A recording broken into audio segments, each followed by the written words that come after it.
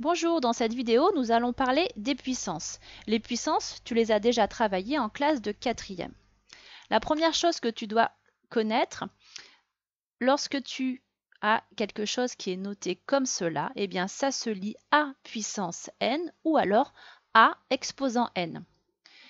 A exposant moins n va désigner l'inverse de A exposant n.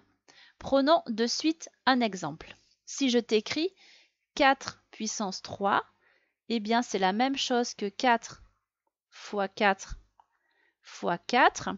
Ici, ton exposant a une valeur de 3, donc tu vas multiplier 3 fois le chiffre 4. Maintenant, si je t'écris 4 puissance moins 3, 4 puissance moins 3, ça correspond à l'inverse de 4 puissance 3. On pourra également écrire que 4 puissance moins 3 est égal à 1 sur 4 puissance 3.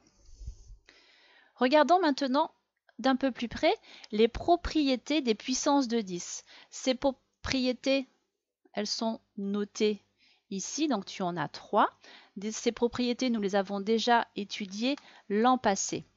Si je t'écris 10 puissance 4 multiplié par 10 puissance moins 3, eh bien, ça sera égal à 10 puissance 4 plus moins 3, ce qui te fait 10 puissance 1 ou tout simplement 10.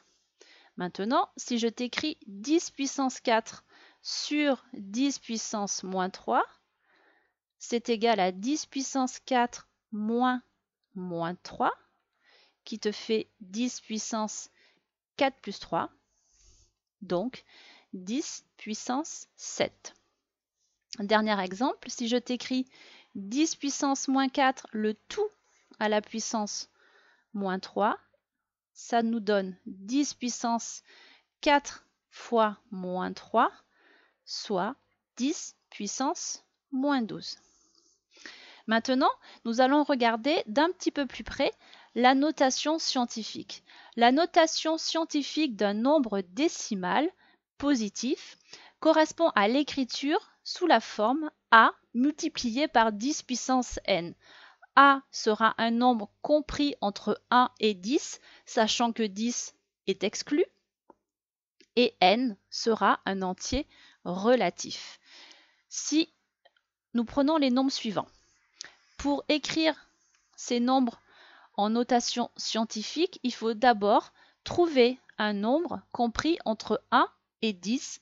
Attention, 10 étant exclu. Donc moi, j'ai l'habitude de placer des virgules virtuelles.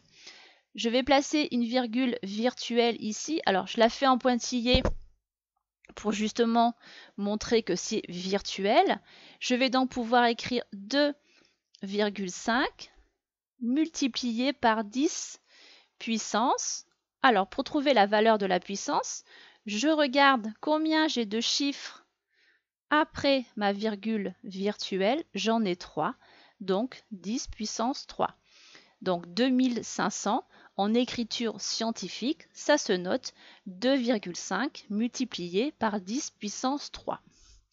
Maintenant, dans le deuxième exemple, je vais placer ma virgule virtuelle ici et je vais pouvoir écrire 2,5 multiplié par 10 puissance. Pour maintenant trouver la valeur de la puissance, je vais compter combien j'ai de chiffres entre ma virgule et ma virgule virtuelle. Donc ici, j'en ai 4, donc ça sera 10 puissance moins 4. Dans l'exemple suivant, ma virgule virtuelle, je la place ici. Ça va me faire 3,2 multiplié par 10 puissance. Donc je regarde combien j'ai de chiffres après ma virgule virtuelle. J'en ai 1, donc 10 puissance 1.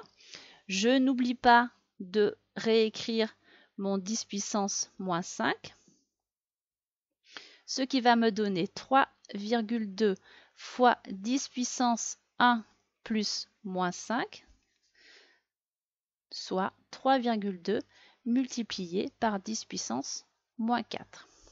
Dans le dernier exemple, je vais placer ma virgule virtuelle ici.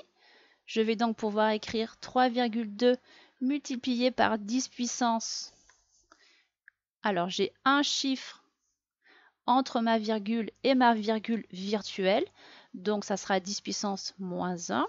Je n'oublie pas de renoter mon 10 puissance moins 5, ce qui va me donner 3,2 multiplié par 10 puissance moins 1 plus moins 5, ce qui me fera 3,2 multiplié par 10 puissance moins 6.